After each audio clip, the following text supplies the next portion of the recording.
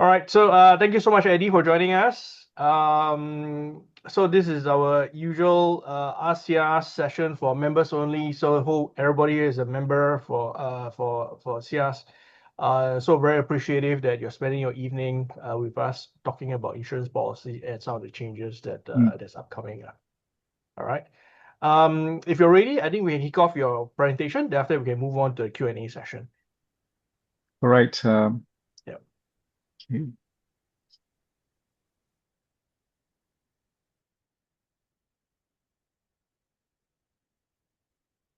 All right. Is my screen okay? Yes. Yep, looks good. All right. Good evening, everyone. Thank you, Sunny and Benjamin, for inviting me to this talk. I think IP riders is a hot topic.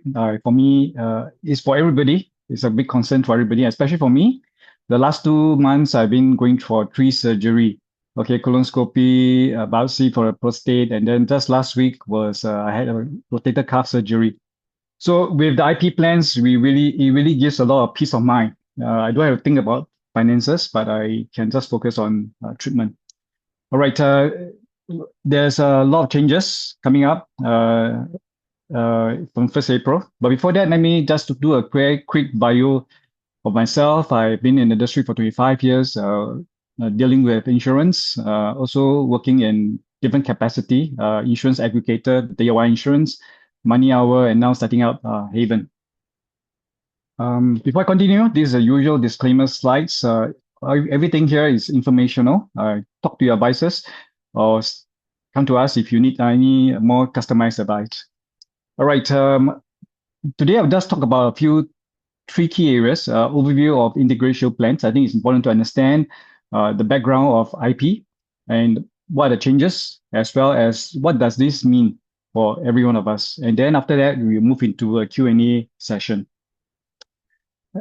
A little bit about Havend. Havend is a sister company of Provident, fee-only firm who pursues honest, competent, and independent advisory. Havend, we have insurance license, strong advocate of putting clients' interest first, and we aim to be the safe place where when people comes to seek insurance advice, they could find their place of safety that they won't be oversold in the process. Okay, with that, I'll just jump straight into the overview of integrated shield plans. Maybe a very big overview of what are the changes is that in 26th of November last year, the MOH have made announcements. It was quite a sudden, I think, for many of us. Changes on IP riders. Okay, this change is only on the IP rider. It's not on the main plan. And specifically, there are two areas. One is on the IP riders is no longer able to waive off the deductibles, as well as the increase in the co-payment cap from 3,000 to 6,000. Shortly after the announcements, our company wrote an article to our clients on what the implications of this IP changes. The Business Times got hold of the article and decided to publish this article in the Business Times. So you can actually search out this article and read up. But I'll be using most of the materials in this article to present the changes for all of us here. So let's talk about MediShield Life and Integrated Shield Plan. As a start, MediShield Plan is a compulsory plan. Everybody, Singaporeans, PR, must be covered by MediShield Life. And MediShield Life basically gives you the coverage for public hospitals in B2C ward. So everybody actually has hospital plans, okay, but it is at B2C ward. However, for those who wants to have higher coverage in private hospitals, public hospitals, A ward, B1 ward, be it to choose a doctor, a more comfortable hospital conditions, right? Then there's a need for IP plans. However, for those who want to have a most comprehensive coverage, they could actually buy a IP rider. So IP rider sits on top of the IP plans to minimize these out-of-pocket expenses that people incur in the hospital stay. what are these out-of-pocket expenses? Well, it comes in two forms. One is deductibles. Deductibles basically is like, for those who own a car, is the excess, the fixed amount that's payable by the insured before a claim arises, before a claim is paid out. So there is a schedule of the deductibles across different ward types, even day surgery and short day stays. Okay, so you can see the table. It can range from 1,005 in C ward public hospitals to as high as 3,005 for public hospitals. So if a person enters, be warded into a B1 ward, then the deductible is 2,005. So this is the amount that the insured need to pay. Co-insurance is basically a percentage of the bill the insured need to pay after deductibles are met. So beyond deductibles, whatever that you can eligible to claim, you need to bear a certain percentage. In this case, 10% co-insurance for the IP. So to illustrate this, suppose this is your total bill, and most of the time, when you look at the bills, is in the green zone, they're eligible for claims. So there are some portions that is not claimable, that is in the gray, that's above, you can't claim that. But most of the time, you will fall under the eligible for claims, the green zone. Before the green zone is being paid out, all right, there's a first layer of deductibles that you pay, depending on the ward type, 1,005 to 3,005. And beyond that, the remainder green zone, 10%, will have to be paid through co-insurance. Okay, so what you see, the net green area is basically what you can claim on the hospital bill. So the out-of-pocket actually includes the deductible co-insurance as well as the gray zone, the bills above the claim limit. But most of the time, it's deductible and co-insurance. So what I described just now is a typical case where you don't have a rider. Suppose you have a rider, what does it mean? Well, there are various forms of riders, but the more comprehensive one basically waive off the deductibles. The co-insurance, there's also a co-payment of as low as 5%. So instead of 10%, it can be as low as 5%. And the amount of co-payment can also be capped at $3,000 if one choose to seek a panel doctor. All right. So what this means is that for a very large bill, with the old IP rider, you only have to cover you only have to pay about $3,000 for very large bills. For example, $1 million bill. Let's hypothetically say that the out-of-pocket could be as low as $3,000. So with the rider, you can actually cover a lot of the bill.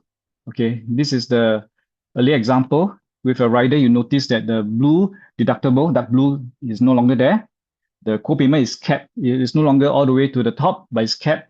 So you can see on the right-hand side, the green area which represents how much you can claim is actually larger. So with an IP rider, you can actually reduce out-of-pocket expenses and claim more. So what are the changes that has been announced and that will be implemented soon? All right. So from 1st April 2026, the new riders have to comply to a few things. Firstly, the new rider no longer is able to waive off the deductibles.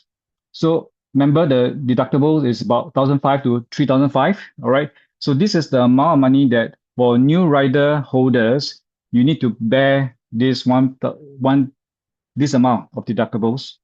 On top of that, the co-payment cap on the rider is raised further from $3,000 to $6,000. So what this means is that the amount of claims will be lesser with the new IP rider. So let me talk about the timeline, okay, because there are two important dates. The first date is the 27th November, which is the day after the announcement being made by MOH. And the second date is actually 1st April 2026, which is coming out in 2 months' time. So from now to 1st April, I repeat, from 27th November to 1st April, insurance company can still sell their old rider. It can still be sold because most of insurance company has not launched the new rider, so you can still continue to buy the old rider. However, from 1st April onwards, the insurers have to shelve all the old riders. They can only sell the new IP riders that conform to the requirements. For those who have bought the IP riders from 27 to before 1st of April, all right, you can still buy the old rider. However, there is a criteria. It must be converted to a new rider no later than next renewal after 1st April 2028. All right, so you have about a few years to go to enjoy the old rider if you need to. All right, so after that, he has to be transited to a new rider. It's compulsory. How about those who have bought a IP rider before 27 November? Well, those who have bought that, this change, this IP requirements does not affect those who have bought before the announcements. You can continue to keep the IP rider. Of course, that depends on whether the insurance company would want to continue offering the old rider or to transit everybody wholesale into the new rider. So it all depends on the insurance company. But at this moment, you can continue to enjoy the old rider and keep it. All right. So let's find out what's the reason for the new requirements. Why does MOH announce and make these new changes? All right. Well, there are a few reasons for that. Firstly, the comprehensive old rider has been driving out healthcare costs. I think it's like a buffet syndrome. I think we keep hearing that. Okay, you pay a fixed price, but you can consume however much you want. Okay, and because it's a buffet, people tend to overconsume. Some doctors may tend to overservice, overtreat, and that's drive out claims and healthy claims as a result. From the statistics, policyholders with IP riders for private hospitals has these characteristics. They tend to make 1.4 times, they are 1 to 4 times more likely to make a claim. And then each claim is about 1.4 times higher than those without IP riders. What this means is that for every $1 of claim by IP rider without rider, the same person will, the person with the IP rider will claim $2. And that's the reason why the premium of the rider is as much or even higher than the main plan. Second reason is that the rider premiums has been rising unsustainably. Okay, over the last 3 years, right, the annual increase in IP rider is 17.2%. I think many of our investments and our salary doesn't even match that. So it is no wonder that one day it is becoming unsustainable for us to continue. And older policyholders are also impacted more. And this is seen by a trend of older policyholders downgrading their IP riders. MOH has to step in because the situation doesn't resolve it by itself after a while. Okay, because of competition, insurance trying up against each other by giving more benefits and therefore more higher claims as a result.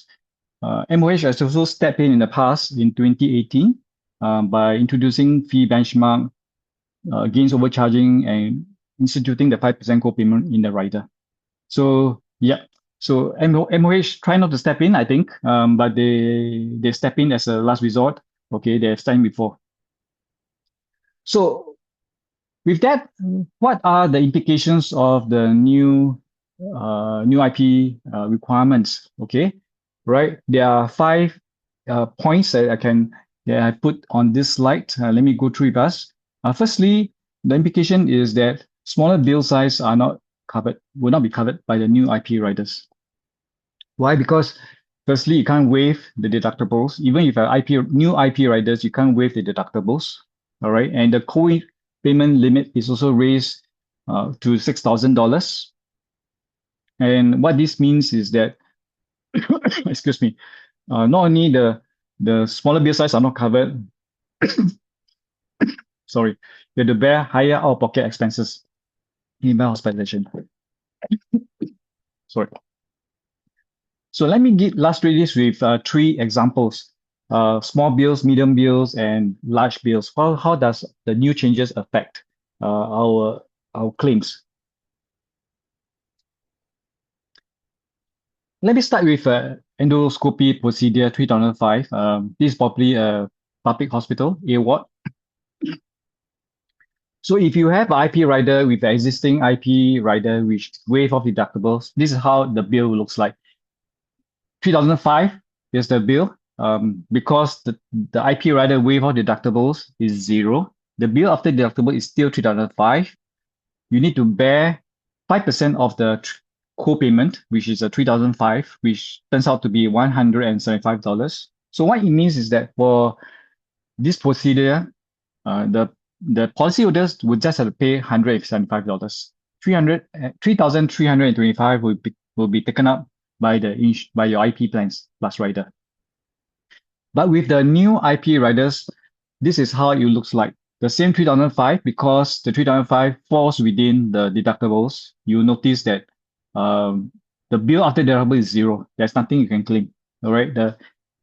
You have to pay the 3005.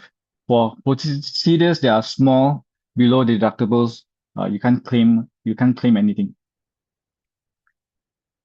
Let's move on to the second example. Let's say it's a cataract, it's a $10,000 bill. So likewise, on the first table, the $10,000, because of the IP riders, you waive off the deductibles. You pay 5% of the 10,000 net of deductibles, which is $500. You pay $500 and insurance company take the tab of $9,500. That's what happens if you have an existing IP rider. With the new IP riders, the $10,000 of the $10,000 you need to pay $3,500. So the bill after deductibles is $6,500. You pay 5% of the $6,500, which in total you need to pay $3,800. Insurance company will take up $6,100. So you can see that with a medium kind of range, like a $10,000 range, you notice that you have to pay more. All right. So let's assume a very big bill, a $100,000 bill, major surgery. Same example with IP riders. Because instead of paying 5% of the $100,000, because of the cap in the co-payment of $3,000, because this person choose a panel doctors, so instead of $5,000, you'll be capped at $3,000. The total bill that the person has to pay is $3,000. The insurance take out the rest, and it's $7,000. With the new riders, it will end up with you having to pay $8,300. Insurance company take out $91,000. So what I can see is that for a very large bill like $100,000, the IP riders does still allows you to cover a large part of the bills, right? 91% of your bills can be covered with IP riders. So that is the first point. With the new changes, the smaller bills cannot be covered, and you have to bear more of the out-of-pocket. Second is that you need to be prepared for higher out-of-pocket expenses. However, you can have some assurance that MediShield MediSave can still tap on the MediSave to offset some of these out-of-pocket expenses, subject to withdrawal limits. And as a prudent way in financial planning, you should really set aside emergency fund. So even though you have IP riders, you should also set aside this prudent emergency fund of at least 3 to 6 months of the expenses in case of emergency, in case of hospitalization. So the third point, the implications, is that the new IP riders will be more affordable. According to the MOH announcements, the premiums could be 30% cheaper. Okay. All right. About $600 savings for private hospital riders. If you have a rider that is for public hospital, the savings could be about $200 on average. So older policyholders will tend to save more. However, it is unsure whether future premiums will continue to rise. I think it will be, but hopefully at a much slower rate. 4. Okay, this is Havend's advice on integration plan. I think with all these changes in IP plans, I think it is important to have a certain framework. Whether should you buy a IP rider? So we do have a clear framework for clients, for readers. Firstly, we have to be clear about our healthcare expectations. What do we really need? Okay, if our expectations is really be B2 and C ward, if that is good enough, I think MediShield Life is enough. All right, there's no need to pay extra money to go into the IP wagon, unless you really desire to have higher you wanted more. But if you wanted more, you need to really balance with affordability.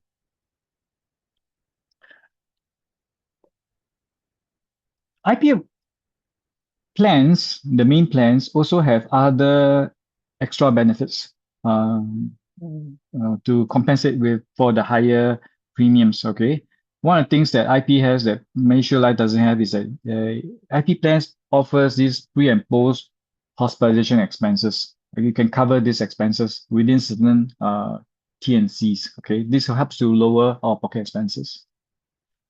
All right, so first of all, be very clear about your healthcare expectation. Number 2, ask yourself, where do you need a rider? Well, if you want to lower all the pocket expenses to reduce the co-payment, I think for the new one doesn't have deductible. This refers to the old one, deductible or co-payments. Well, the rider will come in handy. The rider also have another advantage, is that it offers additional cancer coverage that covers cancer treatment that's outside the cancer drug list.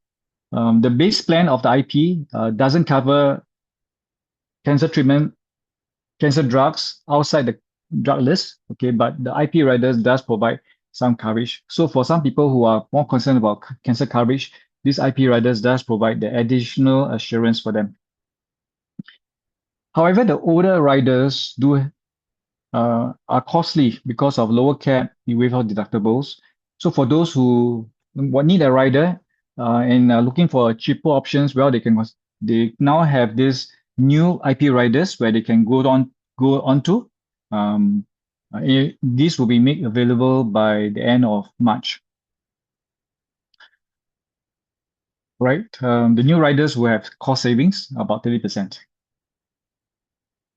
So the last point I have is for people who are currently having their old riders, okay, and I think at this moment there's no need to take any action because a lot of insurance companies have not come out with their new rider plans. Okay, so it's a wait and see for those with the old legacy riders. And these are people who actually bought the riders before 27 November last year. The new riders will be out by 31st of March. So by then you can actually access it to see whether it makes sense for you financially to move on to the new place, to new IP rider. However, for those who are already thinking of downgrading or upgrading during the interim from now before the end of 31st March, all right? So from the insurance company that I'm come across, what they are saying is that the rider, even if you upgrade or downgrade this rider, your rider is still considered the old regime. Okay, it doesn't fall under the new requirements. For those who are thinking of buying the new rider after the announcements, because they have not bought a rider and then they may be thinking, well, I should quickly buy it. Okay, my advice is that there's no need to rush to buy an existing rider before 1st April, because if you buy it, even if you get it, you need to transit out. So you really need to be very clear that this is what you need before you buy it. So these are the 5 implications. And let me just wrap it up. with this few points. Firstly, why is this IP riders changes being announced? Well, it's to address the unsustainable premiums rises over the years and a step to curb unhealthy consumption in healthcare services and make the IP insurance more sustainable. With this change, what we know is that the smaller bills will now have to be self-insured. You have to cover on your own, even with the IP riders. Okay. And therefore, it is important for you to set aside emergency fund. But the positive thing is that the premiums will become more affordable. New riders will be introduced by the 1st April this year. Okay. Meanwhile, you should access your IP and the rider needs to make sure that it serves your medical requirements and it remains affordable. Coming to the end, maybe a little introduction about Havend. All right, we have put in place our thinking, how we think about insurance, the insurance framework. We call this the Reinsure Well Assessment for Smart Accumulators. So if you want to, you can actually download this free ebook to find out how do we help our clients to plan about the insurance in a more holistic way, in a more cost-effective way. We have on the right side QR code. There's a Insure Well assessment. It is an insurance review offered to readers here, to the listeners here. If you want to have an assessment, you can actually scan this QR code and then drop in an inquiry, and you can come back to you to assist you. So allow me to just give me 2 minutes to explain a bit more about Havend.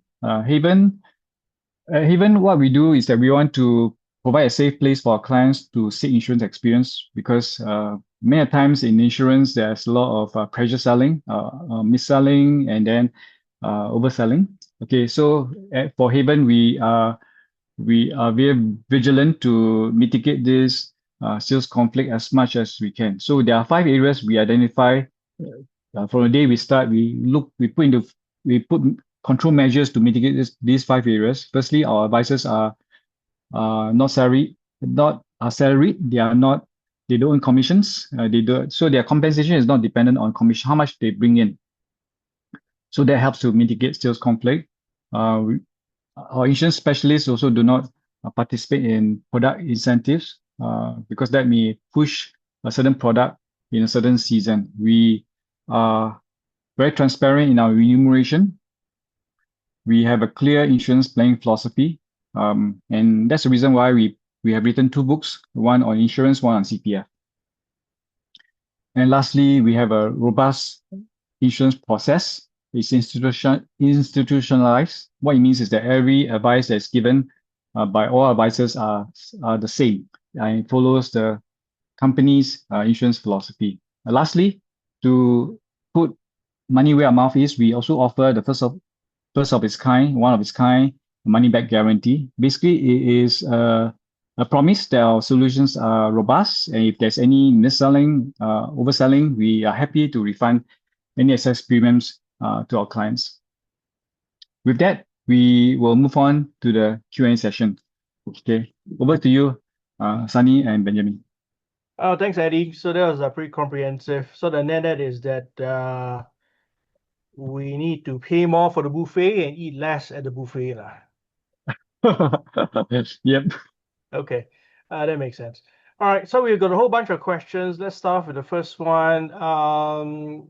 So this lady has got a rider plan, and she's going for follow-up medical examination once every few months. So would it be okay? And anyway, this is for precautionary purposes. So would it be wise for her to change her plans to a lower cost plan? Okay, this is not. It's easy but not straightforward. I think firstly, there are a few considerations. I mean, one thing is that would this follow-up eventually lead to a hospitalization or surgery? Okay, so I think this is something that if you can answer, that will be easier, because because some are very chronic. They may not result in any IP claims, all right? But there's a likelihood of going for some investigation and stuff like that. So that could result in a claim. If it will result in a claim, then it may be better to hold on to the higher plan if it's within your budget. Okay. However, if you feel that our underlying rule is this: if let's say you don't foresee yourself staying at the ward that your plan is paying, maybe it doesn't make sense to continue that plan. You downsize to a level whereby you're comfortable. Yeah. Okay, that makes sense. Would these changes affect those who cannot buy more medical insurance due to pre-existing conditions? It does. For those who can't buy more, you can't get into that. Okay, I don't understand. Not very clear where this person writing from. Yep. If this person has a pre-existing conditions and he has not bought any IP plans, he probably in the Medishield Life category. Okay, which is it's still a hospitalist plan for B2C ward. So there is very likely a pre-existing conditions may not be offered by insurance company. Yeah. Okay, so that's as per normal actually. So regardless of the changes. That's right. All right. Okay. All right, next question. So if there is an existing IP policyholder who wishes to maintain the existing policy, will premiums increase significantly? I think you mentioned that it's been increasing about 7.5% for the last 3 years. 17. Sorry, 17. Yeah, not 7.5. Yeah. I think I'm not sure, but I think that with the new riders, there'll be a shift in policyholders over to new riders, and that means that the pool size getting smaller. The chance of premium increase even higher is greater. Right. Yeah, that makes sense. Because anyway, it's demographics. As we get older, we are going to be claiming all these kind of products. All right. Okay. Let's see.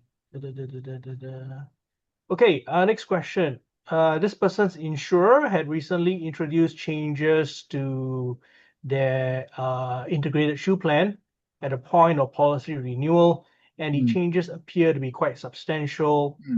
This person is also moving into the next premium age band, and they are unsure whether the premium increase reflects only the age band adjustment or is it because of the policy changes. So this person is seeing a significant jump in the premium. Would you be able to highlight a couple of key areas that this person should pay attention to in their new policy as they renew it? Okay. If you are receiving a renewal notice, it's probably the old rider because the new one has not been released, or even if released, you need to opt in.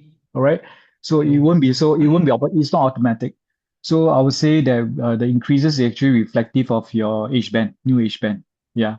So yeah, I mean, with the new riders, then you can compare and see whether does it make sense for you to switch over for lower premiums. Okay, but is it normal for premium to jump significantly just by crossing over one more year or something? Yes. In fact, it can almost 50% double. Yeah. Really? Where's the break point? For certain age group, I'm not sure. It could be usually the big increases is at the later part, be after 50. Or like 54 to 55 or 59 to each 60. the age band, maybe 50 to 51 to 55 or things like that. Once you crossed, it may jump. But every insurance company is different, so their price points are different. Okay. All right. Next question. Should a person who is age 51 with an existing IP shield plan with plus rider consider reducing to a lower cost rider first? And the thought pattern is that this person is thinking maybe the private plan may offer higher coverage right now when this person's children is still growing up. And then further reduction to a lower cost plan later on because there is no intention to go to a private hospital. Okay, I think there are two questions. Firstly, does it make sense if you want to reduce what's the thinking process? Should I reduce rider or should I reduce the plan down? Okay. I think it really the first question to ask is what is your healthcare expectation? I mean, what type is basically your preferred level, right? So if let's say it's private, then it's to stay private. The question then the easier way or a smaller change way will be to shift the rider down. Okay. So it seems that this refer to income plan, I think. Okay, I'm not sure. I shouldn't quote insure products, but it sounds like the plus rider sounds like that. There is a smaller plan called the classic rider. So that is a consideration for you. The second question is that where should you buy a bigger plan for the kid because it's cheaper, all right? And then when they grow up, you let them decide whether they want to downgrade or not. I mean that is a logical way because it's not too expensive. You want to give them the option, knowing that when there's any pre-existing conditions, it's very hard to upgrade. So when they are young, you may not give them a better one, and then let them decide when they're older. Okay, that makes sense. Right. So they can decide whether or not to carry on paying for that more expensive Yeah, plan. the children should take over the premium payment. Okay, I'm gonna have a chat with my son later on. All right. Okay, next question. Okay, there's a specific question here about Great Eastern Life. Are you familiar with the policies, or are you comfortable answering the question regarding specific products? No, I think I can answer generally. Yeah. Okay. All right. So Great Eastern Life has decided to increase the total care premiums about double after this person has claimed for surgery. The medical condition was not known to this person beforehand, before they bought a policy many years ago, and it was not actually written in the contract. All right. So this person says that NTUC income does not increase the premium at all, and the premiums are charged not claim-based. So is it even legal for insurance company to impose such hefty increases in the premiums? Okay, I will just answer generally, all right, because it's very specific. I don't have the full background of this situation, but I think there are two types of claims approach. Okay, one is a claim-based approach, and one is the non-claim-based approach. Okay, the claim-based approach basically refers to the rider, the rider premiums. All right. So in this regime, if there is no claim, then there's a NCD, a no claim discount. Okay. Right. But if there's a claim, and if the claim is huge, then the premium will double and will level up. Okay. Depending on the insurance company, 50%, 100%, whatever. Okay. So with a claim-based structure, you are enjoying lower premiums when there's no claims, but you pay more when there's a claim. Income doesn't have this claim-based approach, so they don't have this reduction and increase. So for some people, they like that stability. Yeah. Oh, okay. So it's basically based on the product that you buy and which company you buy it from. Yes, and whether the rider has this claim-based structure. Okay. I didn't know that. All right. Okay, next. All right. Coming back to the changes that we were talking about, does that affect policyholders who are more than halfway to retirement or close to retirement and have been paying into an insurance policy since young? Should they move to the new plan? What are some of the considerations they should take into account? Okay. Yeah, I think I mean, as we grow older, when you once you cross the 50 mark, right? I mentioned that the premium actually shoot up about 50. Okay, so I think it's also high time to review whether your what's your healthcare expectation, is it affordable, and then make adjustments. Because for many of us, it could be thinking that, well, when we're young, we go for the highest plan, but we know it's not sustainable. The premium has gone up so much. Okay, so there's a need to make adjustments. When you make adjustments, I think the common rule is this: as far as possible, try to make adjustments within the insurance company.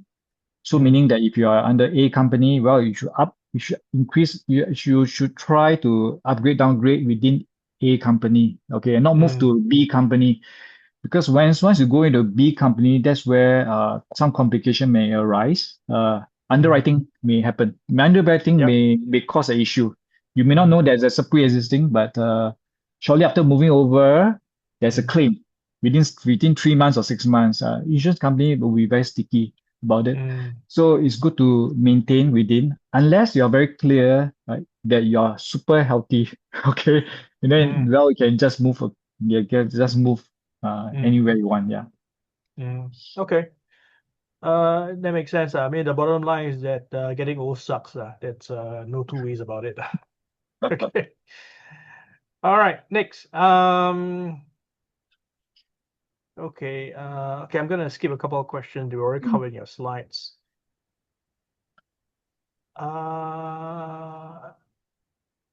Okay. So come 1st of April 2028, do all existing IP policyholders would they need to convert to the new plans? Is it mandatory?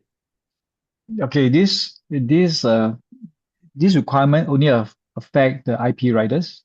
So the IP plan, the base plan, is not affected by these announcements. Okay. Of course, the insurance company can change. Okay, but it's not affected by these announcements. So with this change in the IP riders, what it means is that there's a period of time, right? So for those who have bought it between 27 November last year to 31st of March this year, all right? So if you buy these plans, you buy these riders, you have to transit about 3 years later, 3 or 4 years later, okay, to the new rider. Okay. For those who have legacy riders who have bought it before 27th of November last year, um, there's no regulations on that insurance have to switch to a new rider. So the ball is on the insurance company's court.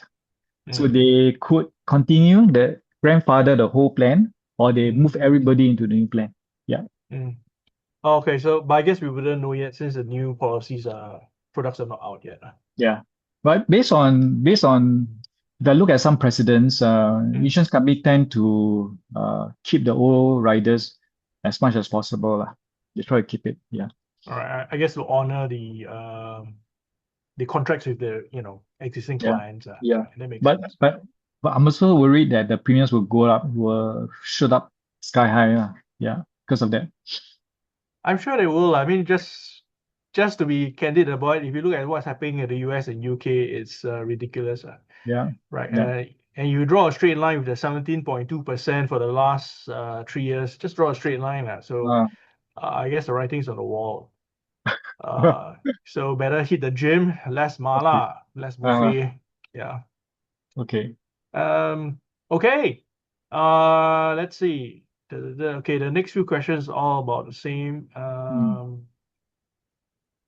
Okay, so this person has recently downgraded their IP plan to a lower tier, which excludes deductibles. Does this new change mean that this person's premium will go up again? Okay, it's not very clear. It's not Yeah. very clear. So what if I understand what it means is that he has moved into a new you have moved into a new rider that doesn't cover deductible. All right. So the new plan has to comply to two things. Firstly, no deductible. Secondly, co-payment $6,000. All right. So it doesn't mean that if this old rider comply with these two requirements, then yes, this rider could stay. But if not, the insurance company will have to roll a new one. All right. So let me see. Recently downgraded. Yeah. Okay. So that is my general answer. Okay. All right. Next question. Will existing insurance policy be forced to change to a new policy in the future? I guess that was already answered. Don't know yet. Probably depends on the insurance companies, right? Right. Okay. Okay. All right. So a different take on the same team. Will existing IP policyholders, rider holders, at some point be subjected to the new regime as well?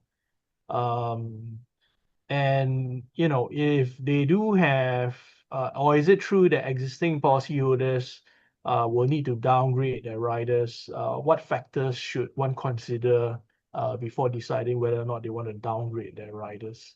Mm, mm. Okay. I think as the existing IP riders would depend on whether is it bought before 27 November or after that, Mm, right? If you are bought before the announcements, then there's no need at this moment forced to downgrade or to move to a new rider.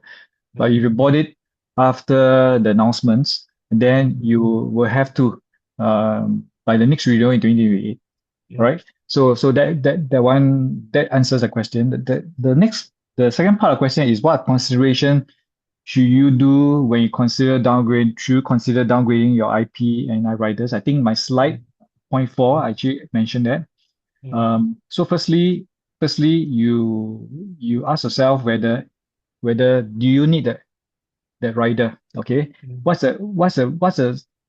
you want the rider to serve you? If the rider help to serve, if you want to have lower out-of-pocket expenses, okay, then yes, you get the rider does helps you. Okay, the rider also provides other additional benefits like extra cancer coverage, non-cancer drug list. All right. However, if let's say you want all these things, but yet you find the premium is very high, then perhaps is to move on to the new IP rider. You can still enjoy some of these benefits, but at a lower premium. So these would be some considerations that you can apply. Yeah. Okay. All right. Okay, moving to a more general question. What's your advice on buying healthcare insurance for kids? Uh, compulsory. Compulsory. Okay. Yeah, I think it is okay. Again, when I say this with you have to balance with affordability. Okay, if it's really a means, if you want to give more, yes, consider do that. Even if not, they already have a hospital plans, which is your MediShield Life, B2C ward. All right. But if you want to, if you have the means, you want to give better, yes, I think you should consider that because IP plan is one of the most sticky underwriting. Okay, any pre-existing condition or some pre-existing condition, they will exclude, they make it very difficult. It's very hard to get into it. So when they're young, can consider signing them up. Yeah. Oh, okay. So it sounds like it's a good idea to sign them up when you're young because the underwriting process will be easier since they're young and they don't really have medical conditions. Yeah, and also for kids who are, the first few years of their life, the high chance of hospitalization. Yeah, I mean, my kid went through UTI a few times. Okay, when he's just 2 years old, so things like that. Yeah, sometimes they fall, they hit themselves. There's these things happen. Yeah. Okay. All right, makes sense. Okay, another general question. So this person has been a private patient before. So the question is, does it make sense or is it possible to move from private healthcare to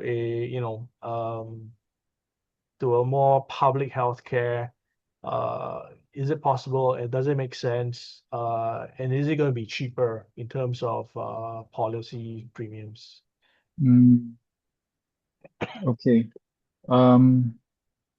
Yeah, I mean, if I understand correctly, basically this person has a plan that covers private hospital, maybe. Okay, if I interpret that way. And then does it make sense to move to a public hospital coverage? I think that's okay. I think the statistics is suggesting that is showing that actually as people grow older, there's a shift from the private to the public. Okay. Of course, our fear is that whether can the public cope with the capacity, all right, the shift. So I think that's a fair assessment because as we grow older, maybe some people say, oh, okay, we grow older, we may not want to pay so much money on premiums. All right. I just look at the statistics. My staff just compiled for me the latest one. The lifetime premium of IP plus rider lifetime from 0 to 100 years old can cross $1 million, you know. Mm. That is huge, right? And many are within 800,000 range, 900,000 range. It's crazy for the highest plan. So as we grow older, sometimes we ask ourselves, do we really want to spend so much money on for healthcare plans? Okay, if you have the means, go ahead. If not, it may not make sense, and you have to downgrade, right?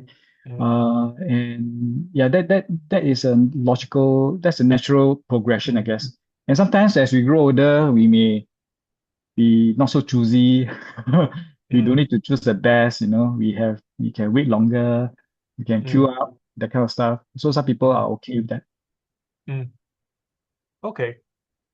So I have a question. So what you just said makes total sense. The flip side is that as we get older, we are probably going to be more unhealthy. Shouldn't we pay more shouldn't we pay more for insurance rather than Yeah, to downgrade? yeah. So that's where retirement planning comes in. So if you have a certain expectation in healthcare, and especially healthcare, because the premium increase, all other insurance policies are premium flat. Okay, or some decreasing. All right, but IP is a one that is increasing. So you really need to, if that is your expectation, you have a certain expectation in healthcare to be treated, then that should be factored in your retirement plan. And your retirement plan, you need to set aside uh, uh, resources, make sure that the amount of money is able to take care of the increasing premiums. And once you're able to do that well, then I think that's fine. Okay, continue to enjoy the best healthcare. But if not, then we have to make adjustments. But again, it's kind of like it's like you need to balance the cost and the benefits, right? Because as you mentioned just now, the statistics show that people can be paying up to $1 million just in premiums just to cover any kind of medical condition that they have. So which means that in order to earn back the $1 million in costs, they can consume up to $1 million in medical services. It's like, what? $1 million in medical charges?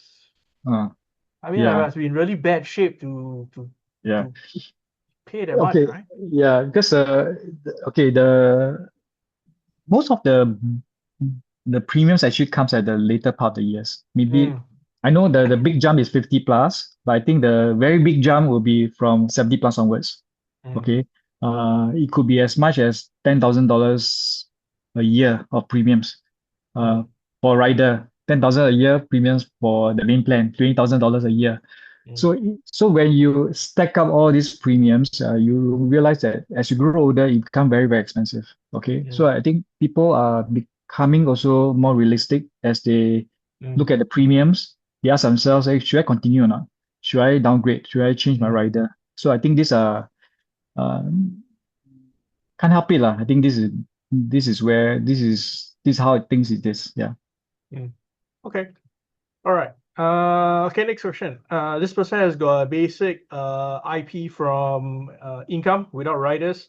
Do the changes coming in April this year affect this person? No, No, because it's only for riders. yeah, for riders. Okay. All right, next question. For a private integrated shield plan patient, when admitted to a private hospital for treatment, are they able to change or switch to a public hospital for subsidized care, such as follow-up treatment, or will they be still charged as a private patient at the public hospital? I think okay, this one I'm not very clear. I'm not very. That's what I want to say I'm not very clear. Okay, because in the past, many years ago, I know you can't.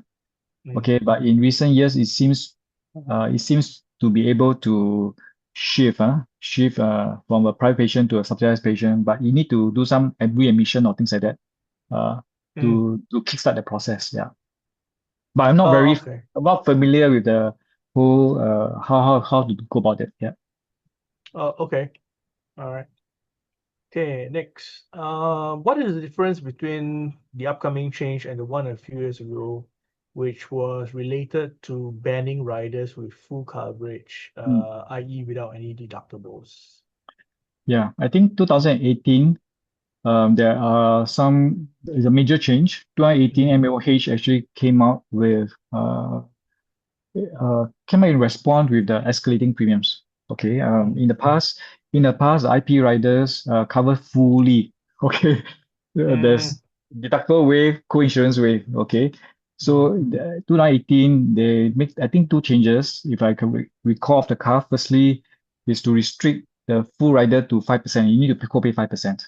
Okay. Second thing is that there is a fee schedule for doctors in charging the fees, medical fees, right? This is to curb the overcharging of certain doctors lah. So with the fee schedule, I think it has a certain benchmark in how doctors charge. Okay. All right. Okay, next question is about income shield plan. Quite a lot of questions about income. All right. I guess they are quite a big player in Singapore, lah. So They were big players because income were one of the oldest IP providers in the past. all right. So first mover advantage. Okay. Yeah. And they're relatively, I guess the pricing is quite competitive, right, compared to some of the others. Okay, so what are the advantages of Income Shield Plan A, and does it cover admission to private hospitals? Income plan. Income Shield Plan A, I guess it's quite specific to a particular product. If I'm not sure, I'm not sure because Income Shield doesn't have a plan A. They have but if there is it's a very, very old plan. I can't remember. Now it's called Advantage. Now it's called Preferred, which is for private hospital. A, which is the Advantage, which is for public hospital A ward. And Basic is for B1 ward. Okay. So it depends on the categories. But if let's say this person has an Advantage plan for public hospital A ward, and now he wants to be admitted into the private hospital, yes, he can. He can. But he'll be penalized lah. Okay, there's this thing called a proration. That means okay, off the cuff, I can't remember the proration. I think could be in the range of 50% or something like that, 40, 60%. So what it means that when you move beyond your plan size, okay, there's a discount. The bill automatically discount by 50%. There, about example 50%. Then you will subject to deductible and co-insurance. So the end result is that if you go beyond your plan, you will cover very little. You have to bear a lot of your bills by yourself. Yeah. So it's always good to buy the plan size according to your needs and not buy low and then you try to level up where you ward. You move higher than what, then that's where all this proration will kick into a disadvantage. Okay, but I guess that's quite challenging because we wouldn't know how ill we will be when we get older, right? I mean, Yeah.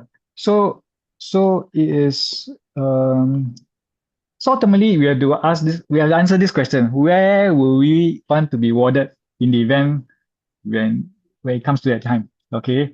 And then you plan that, then you choose that plan according to that to the guiding to the preference. Then that's okay. I've seen cases whereby what call that? Our elderly, right? They don't have any IP plans. Then they have MediShield Life, right?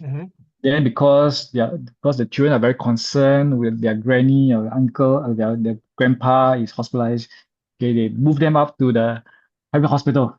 Then they realize that, well, actually a lot of things, because of proration, a lot of things cannot cover.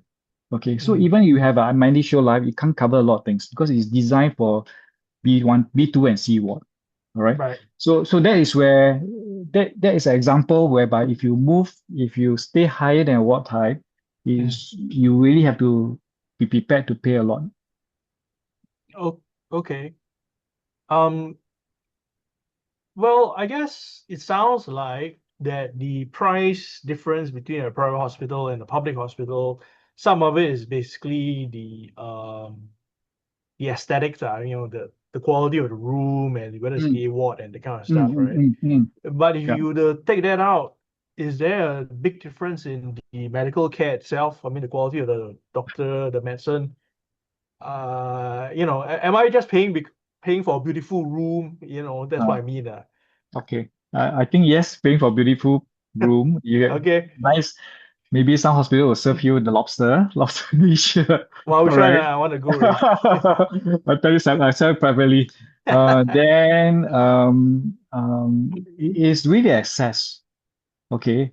But this comes with a cost. So, for example, today, if I were to want to see a doctor in a public hospital A ward, even I go for the highest ward, you need to go through, typically you need to go through the system, right? You need to go through the booking, you need to go through maybe the customer service have to book a date, tell you a date, that kind of stuff. You can't talk directly with the doctor, right? Unless it's your personal friend, right? But today, if you want to go to a private hospital, you can just find the name, the phone number on the website, just WhatsApp them, they reply you immediately.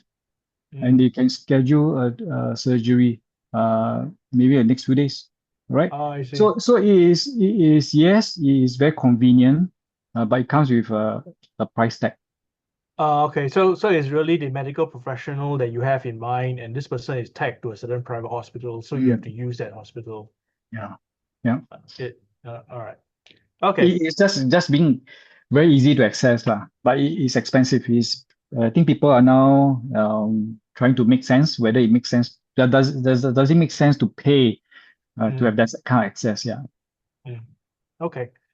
All right, next question. Do you think the demand for private hospitals will go down over time and therefore reduce the price of private hospitals?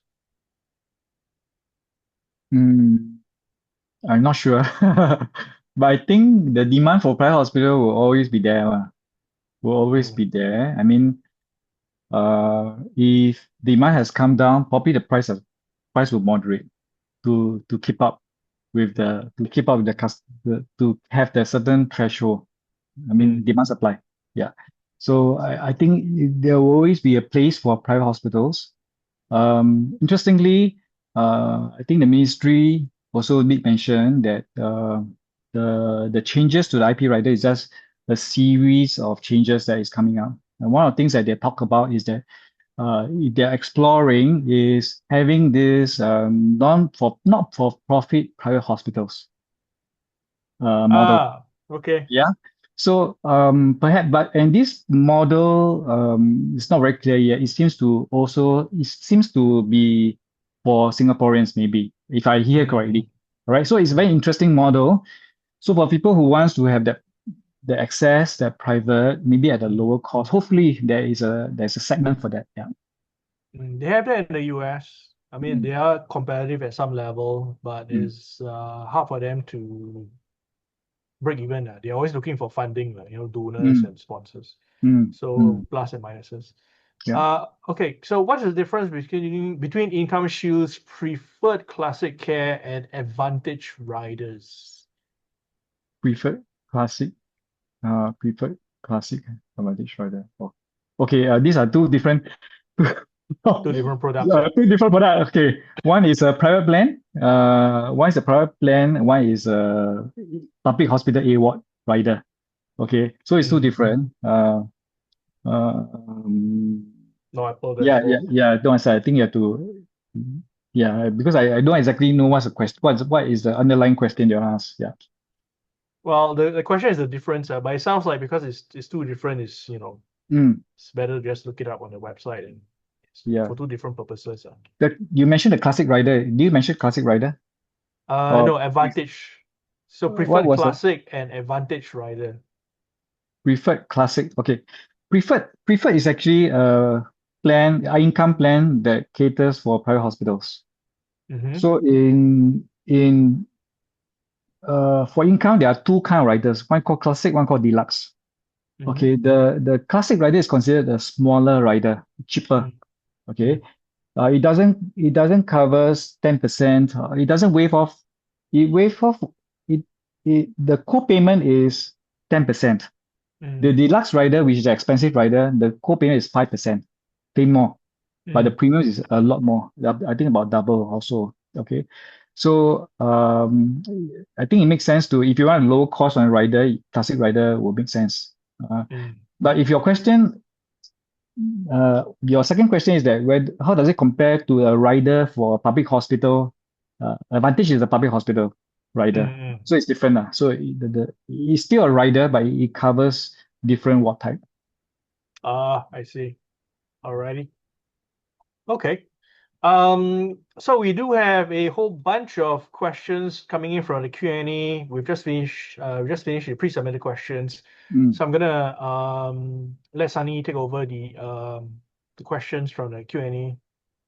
Okay, thanks Ben. Thanks for Eddie for staying with us as well. Do have a sip of water before we move on to the live Q&A section, because you have been talking for the past 1 hour already. I don't want your throat to be failing tomorrow. Okay, so we have about 30 questions from the live Q&A. So in the interest of time, we will go some kind of a quick fire mode. Okay, so we have this question from Irene, our members, concerning deductibles. If she has both private and subsidized medical day surgery in the same year, does she have to pay both deductibles? Pay one. Pay one. Yeah. Okay. If I'm wrong, it's a higher one, the higher deductible.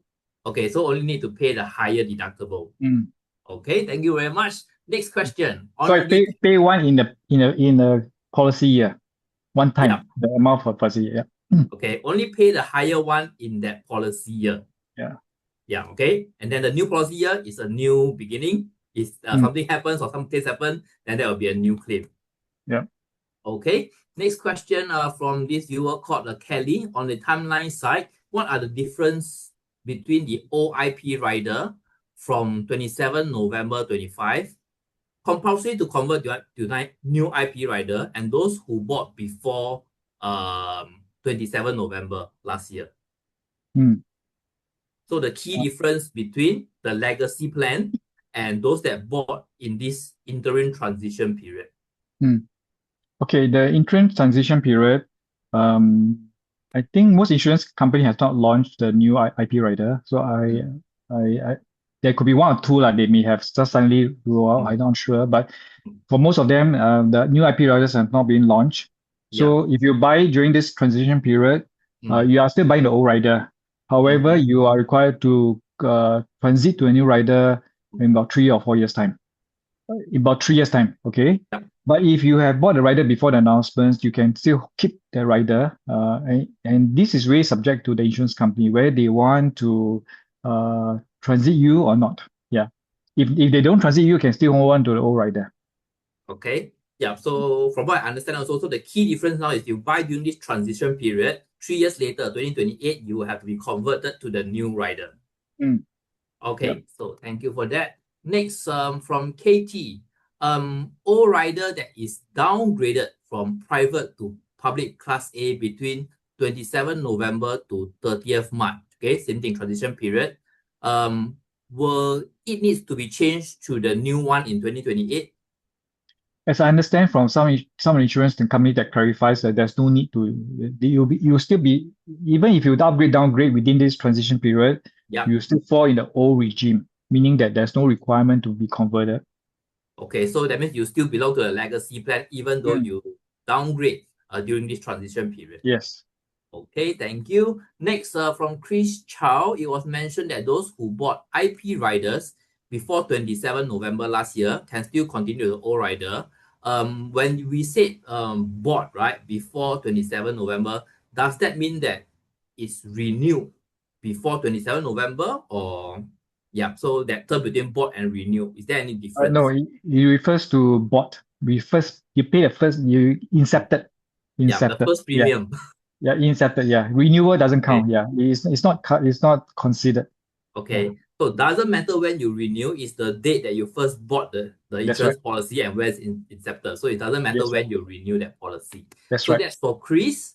The next question is, what does integrated plan mean? Do your comments on riders apply only on integrated plans or private hospitalization and surgery plan? Okay. Okay. Let me try to understand. Yes. The regime that is the announcement refers to the IP rider. IP rider, IP yes. rider. So it doesn't apply to non-IP rider.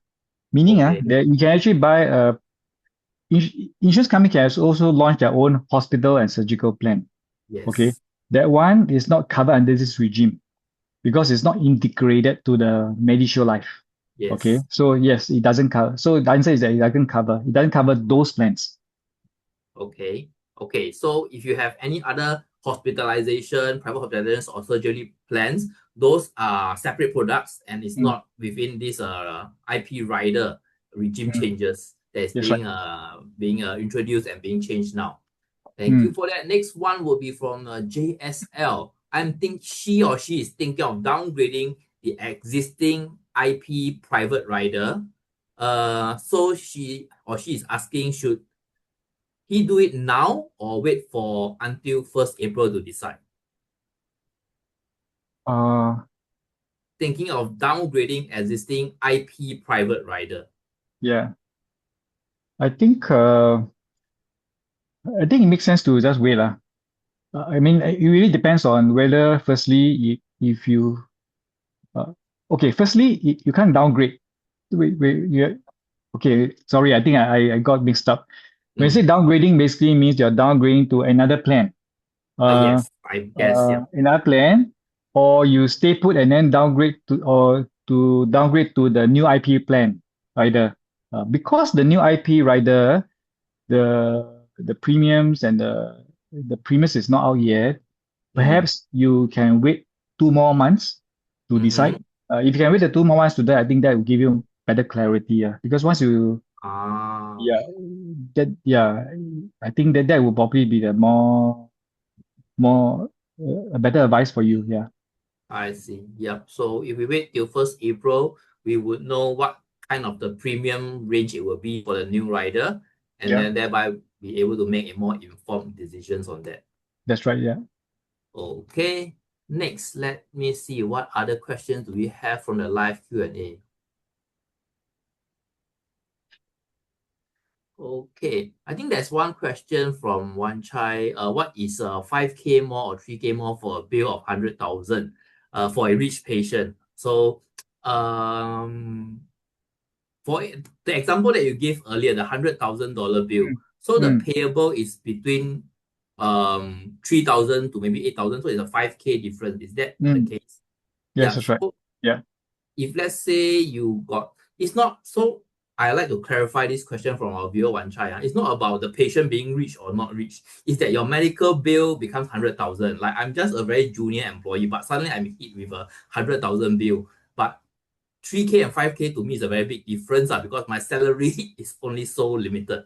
So I think that is not a thing to compare whether it's a rich patient paying a 100K bill or not. Is that you are being hit with a 100K bill. Yeah. Okay, so and in my example, I didn't talk about the how much you can access for MediSave lah. yes. Okay, because actually based on the surgical table, you can actually take out some percentage from your MediSave to pay for all these out-of-pocket expenses. Yeah. So if that comes in, actually the net amount that you have to pay out could also be lesser. Yeah. So this is another dimension that you can consider. Yeah. Okay, thanks for that clarification. Next question, does the new IP rider plan after 1st April, is it still applicable to more than one hospitalization within a year? Yeah, yes. Yes. There's no restriction on the number of hospitalization. Yeah, we can't project that, we can't predict that as well. So regardless of touch wood, how many times you go to the hospital in a single year or a policy year, you will still be able to be riding on the IP rider plan. Okay, we are halfway through.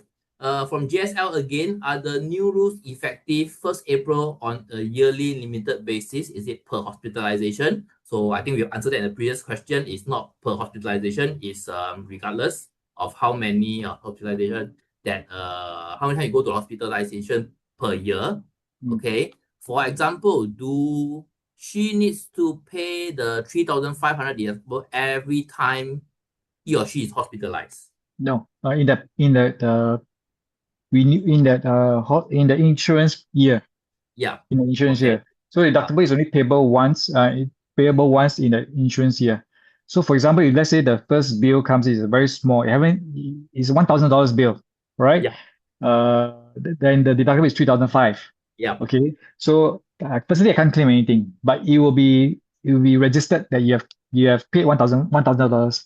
The next hospitalization is a $5,000 bill, right? Mm. So now because you already paid $1,000, you just have to pay the remainder, the balance of the 3,500 minus 1,000, 2,500. Okay. Yes. Then it satisfy the deductible for the year. The remainder you can claim. Yeah. So Okay. that's what I mean by you have to just pay the deductible, the full amount once. Yeah, in the period of the year, insurance period. Okay, understand. So if I put it in other words, it's not every time your hospital you pay 3,500. It's once you hit that 3,500 limit, that is the cap that you're going to pay for that year. That's right. All right, thank you. Let me see what other question do we have from Agnes Tan. So wouldn't the medical bills be higher in the future, allowing the insured person to claim above the deductibles and co-payment? Because I think maybe in Agnes and in my opinion as well, hospital bills are rising. It's getting more and more expensive to get treatment. So wouldn't that means that we will be able to claim above that deductible? Can you repeat again? Sorry. Okay, so the thing, I'm trying to understand. Yeah. okay, the first part is we are now seeing that medical treatment, medical bills are getting higher and higher each year. They're more Yes. expensive. So by allowing the insured person to claim above the deductibles and co-payment,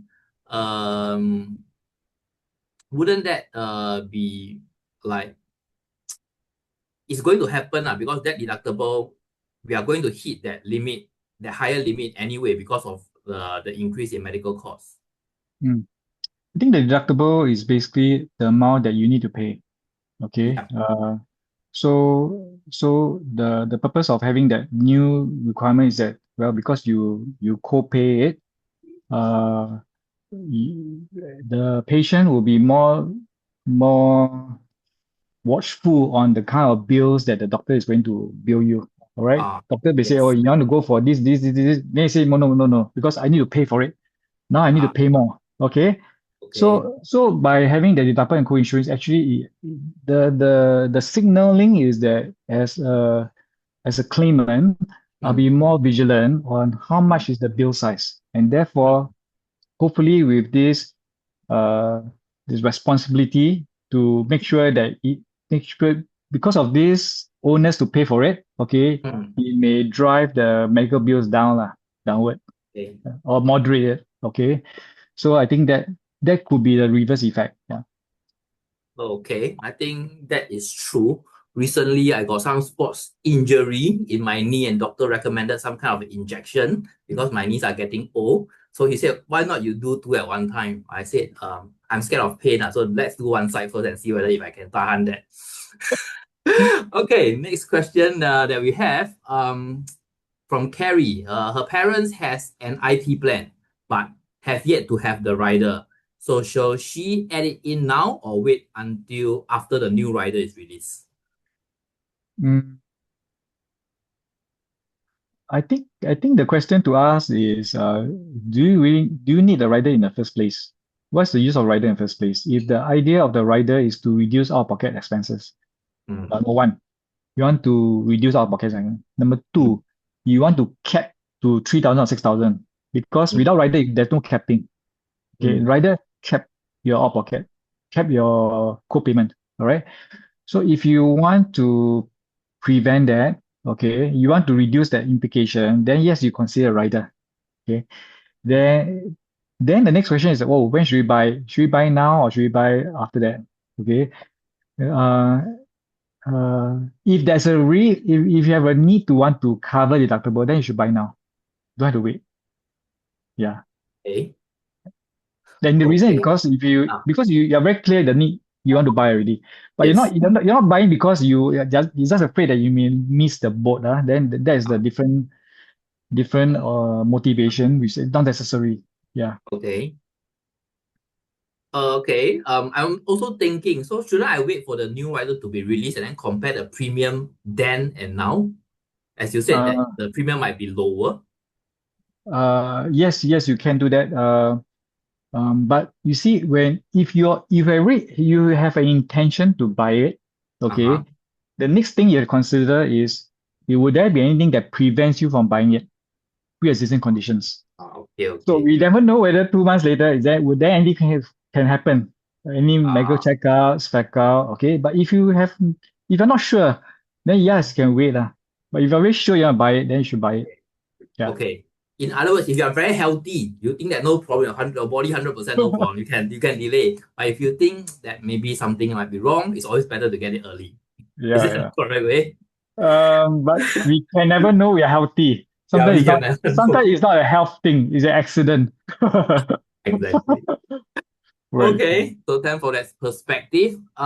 Next question from Agnes. Is there any cost control by MOH for each type of surgery and treatment? This may not be an insurance question. This may be a medical hospitalization question for MOH to answer. But anyway, Eddie, do you But know? there's a fee schedule lah. Because Ah, firstly, doctors will want to be under the panel of the insurance company. To be under the insurance company, there is some agreement that you should follow certain, how you charge, that kind of stuff, huh? Okay. So those doctors in the panel will try to follow, because otherwise they'll be black mark and they'll be kicked out, right? So they'll yes. follow. So there's a certain cost control in the panel structure. In the panel doctors, yeah. Okay. Okay. Can. Okay, I see one very interesting question. I Mm. think in your experience you might come across such question as well. Not really on the insurance side, but the question is the experienced specialists are most likely in the private sector. So it may not be so much about the ward type, but important is the experience of the medical professional that's treating you. Is that true or untrue? Or are we Okay. getting intern doctors, right, that are on internship? No. I think I better say properly. Otherwise, I will offend the public doctors, public hospital doctors. Mm, I think. Firstly, there are good doctors in both camp lah. Okay, there are yes. good doctors in both camp. Uh, I think the private doctors are usually doctors who are more enterprising. Probably Mm, because they are very good in their craft. Maybe they think that they want to have autonomy. Okay, mm, not so restrictive. They think they can mm. be able to market their services. Okay, then they move out. All right. Yeah. But I would say that there are very good doctors on both sides. Yeah, both sides of the camp. Yeah, hospitals. Okay. That I fully agree. Okay. Thank Okay, you. next question from Sui Huang. For surgeries that she has claimed from IP, he was also asked to claim from the private insurer. Then the private insurer repaid the IP insurer. Is that usually the case? Can you repeat last second part? Who Okay. paid who? Yeah. So this member is asked to claim from the private insurer. Mm, Then the private insurer repay the IP insurer. that's right. Yes, that's right. Yeah, So because that's IP, that is a correct way. mhm, Because the IP plan is supposed to be a last payer, means that if today you uh, have two plans, one IP and one private plan, private as in non-IP, the mm, personal plan, corporate plan, ah, the IP plan should be a last payer. That means whatever money that IP has paid, the IP plan can call back the same amount from the other insurance company. Okay, so that is a system thing, and mm, the reason why this is so is to keep IP premiums more affordable. Because if all the claims fall on the IP and not on the private on the other plans, the IP premiums will become unsustainable. Okay. mm. Uh, after IP claim, sometimes the insurance company will ask the policyholders, do you have any other plans we have? Okay, can you let me know who are they? And then they will reach out uh, to have a recourse or claims on the other insurance company. Okay. Then the next part of her question is, then why do I pay premium for IP? I must well pay for private insurance. Will do. Uh, uh, yes, if you feel that you don't need two plans, you don't need two Okay. plans. Okay. I don't know what's the reason why you buy two plans. Okay. Okay. So that one you have to revisit, talk to an advisor, or maybe give us a call and we find out. Okay, but you no need to have two plans. Okay. Mm, If you have IP plans, it's good enough, then that's good enough. You don't need to buy the second plan. All right. mm, So yeah, because these are reimbursement basis. That means that doesn't mean you have two, you can times two, you can claim two mm. times. You can claim one time. Yeah. Yeah. Okay. Let me see how many more. Okay, 5 more questions. I think we have 5 more minutes. How would existing IP holders be asked to do a medical checkup for the new IP policy? With existing IP plan, if you want to buy, sorry, can you repeat again? I missed it. For existing IP holders, existing IP holders be asked to do a medical checkup for new IP policies. Okay, I don't know what I mean by new IP policies. But if let's say you are referring to it today, I buy the new IP plan, the IP rider plan. I think there is you may be able to port over to the new IP rider. But today you have to upgrade your plan, the base plan for A ward, you want to go to private hospital, then yes, you are subject to underwriting. If you are downgrading, there's no need for underwriting. Yeah, but you're going across from company A to company B, yes, you need underwriting, which I mentioned. You should try to avoid it if possible. Okay, thanks for that. Let me see what are some of the key important questions because I'm filtering through. I don't think we have time to do all the questions, but let's say if you guys want Eddie or Haven to come back to do another series to answer your questions, I think we are happy to arrange with them depending on their availability. Okay, we have one question here from Victor. He said that he downgraded his rider to Classic, I believe NTUC income, before 27 November and renewed the IP income shield. Okay. His question is it considered under the old regime till October 2026? Yes. Okay. Yes. So Because he has bought that plan before the 27 November.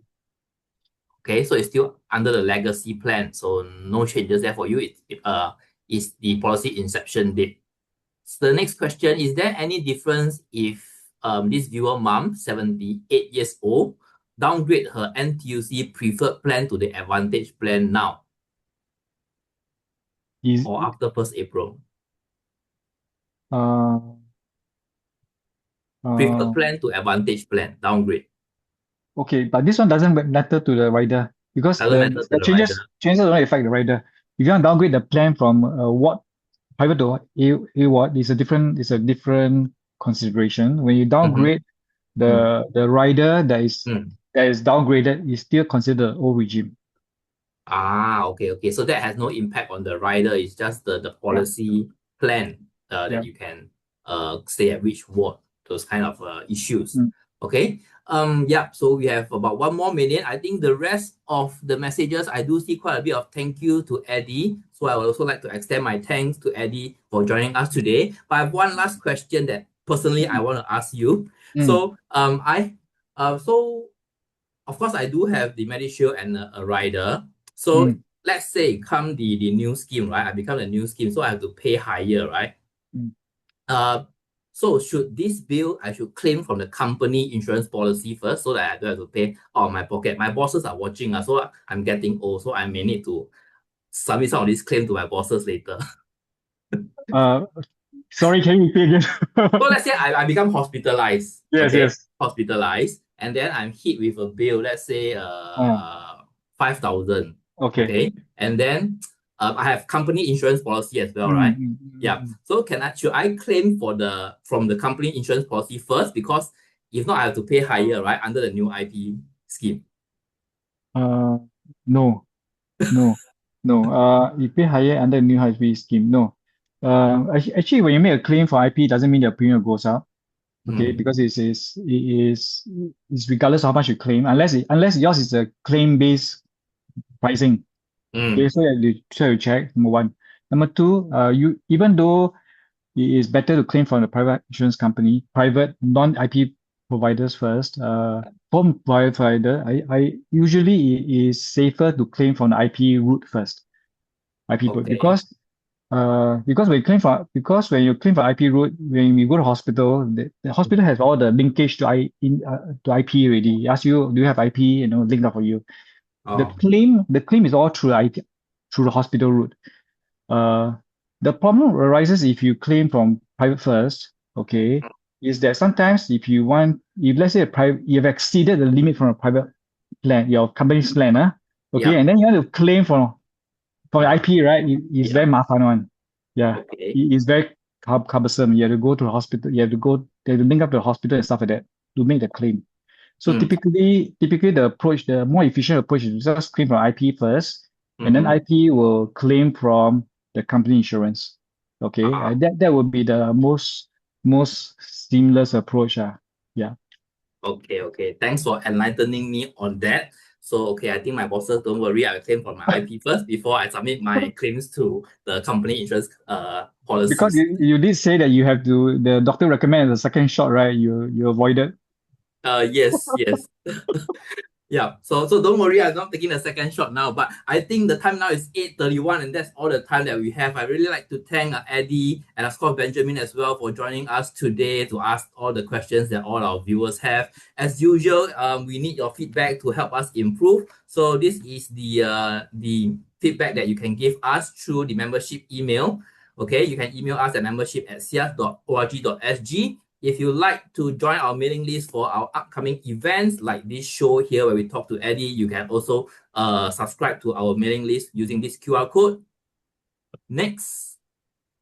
Lastly, to know whether we've done well or not, we don't sell you any products, we don't sell you any insurance. So do give us a review on Google. If you think Eddie and myself and Benjamin performed well today, we appreciate a 5-star review.